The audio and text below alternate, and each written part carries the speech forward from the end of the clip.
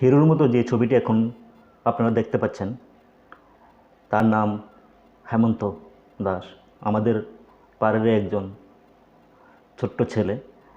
তো যতদিন পর্যন্ত না সে নেশাগ্রস্ত ছিল, তার জীবনটাই ছিল অন্যরকম। যেখানে আমি যেতাম, যেখানে আমাকে পাশে পেত, সেখানে আমাকে জিজ্ঞেস করতো, দাদা কেমন আছো, তুমি খুব ভালো। ঠিক 3 বছরের মাথায় কী যে হলো কিছুই বুঝতে পারলাম না। তাকে একদিন হাসপাতালে পেলাম, একদম জরাজীর্ণ অবস্থায়। আপনারা দেখবেন, আমি ছবিটা আপনাদেরকে শেয়ার করব। সমস্ত টিনেজার ভাই বোনদের আমি বলতে চাই, দেখো, নেশায় প্রথম প্রথম আনন্দ পাওয়া যায়, এটা ঠিক কথা, কিন্তু শেষ পর্যন্ত কিন্তু আমাদের এই ছোটো ভাই হেমন্তের মতন তোমারও অবস্থা হবে। যদি এরকম হতে না চাও, আজ থেকেই নেশাটা ছেড়ে দাও।